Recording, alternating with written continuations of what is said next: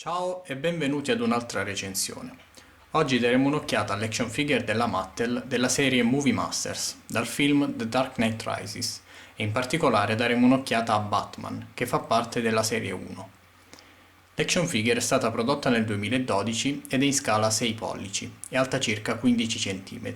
Iniziamo come di consueto dal packaging, sempre a forma di guanto di Batman, con il logo del film in alto, The Dark Knight Rises. Come potete vedere da questo stemmino, si tratta della versione Kmart Exclusive, che contiene 3 blueprints come contenuto esclusivo. Sul retro sempre il Collect and Connect Bat Signal, con questa parte da leggere che vi metto a fuoco. Le altre action figures della serie 1, Batman, Bane e Alfred. Attenzione perché figures may not stand as shown. Cioè le action figures potrebbero non stare in piedi così come mostrato, veramente una cosa assurda da scrivere su un packaging. Diamo un'occhiata più da vicino. Non credo di esagerare se dico che lo sculpt è impressionante. Il livello di dettaglio è veramente incredibile. Un'action figure veramente accurata rispetto al film, soprattutto considerato quanto è intricato il costume di Batman in The Dark Knight e The Dark Knight Rises. Vediamo i guanti con le lame, il mantello di plastica morbida,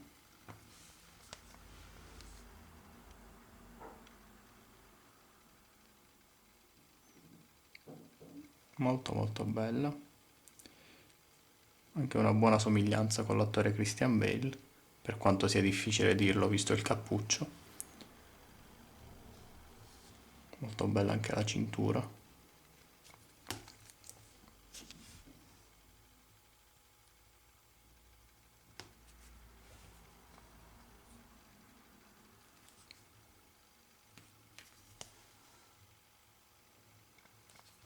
Molto molto bella. Il painting è abbastanza semplice, questo nero lucido con qualche dettaglio di questo blu grigio qua e là, e ovviamente a parte la cintura che ha un painting molto ben fatto, metallico, molto particolare.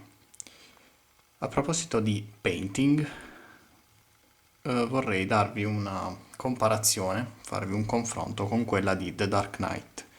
Quindi questa è da The Dark Knight Rises e questa è da The Dark Knight. Ovviamente lo scout è uguale in tutto e per tutto, non essendo cambiato il costume da un film all'altro. Però come potete vedere c'è una grossa differenza di painting, poiché quello di The Dark Knight Rises è lucido, quello di The Dark Knight invece è matte, è non lucido. Ora, ci tengo a specificare una cosa. Questa action figure da The Dark Knight è la cosiddetta Wave 1, viene dalla cosiddetta Wave 1, cioè sono le primissime stampe, perché se prendiamo già le stampe successive, ad esempio questa, come potete vedere il painting è già lucido. Mi scuso per il riflesso del packaging, spero che lo riusciate a vedere.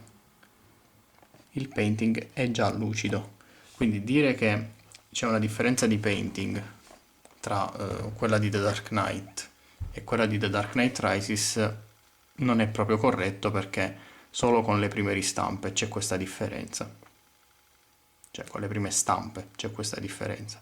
Le successive ristampe hanno già il painting lucido.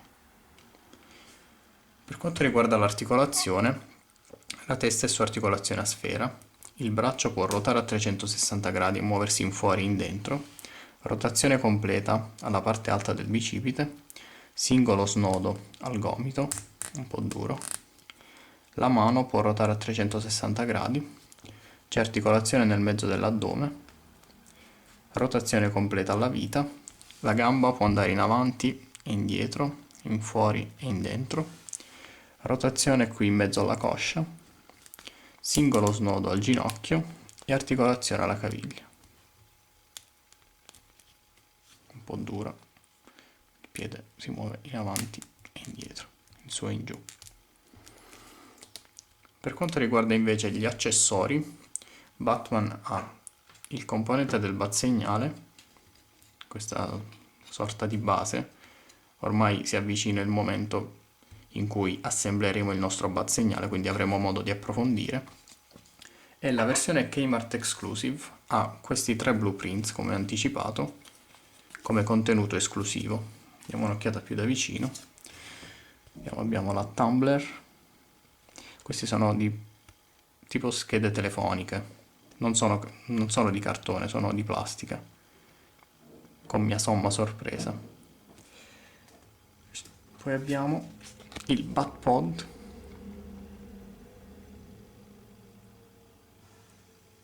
scienze applicate, Lucius Fox, e poi il Batwing o The Bat, come originalmente chiamato nel film. E inoltre abbiamo questa bustina per contenere i 3 blueprints. Un bel tocco da parte della Mattel. Quindi non posso che consigliarvi caldamente queste action figure, soprattutto se non avete quella di The Dark Knight. Se invece avete già il vostro Batman Movie Masters, vi consiglio di acquistare questa versione Kmart Exclusive, perché i blueprints sono un buon motivo in più per acquistare un action figure che già possedete. Potete trovarla su eBay a circa 20 euro più spedizione, però vi consiglio di affrettarvi se volete acquistare questa versione Kmart Exclusive, perché trattandosi di un'edizione limitata potrebbe diventare molto difficile da trovare. Detto questo, io vi saluto e vi do appuntamento al prossimo video. Ciao!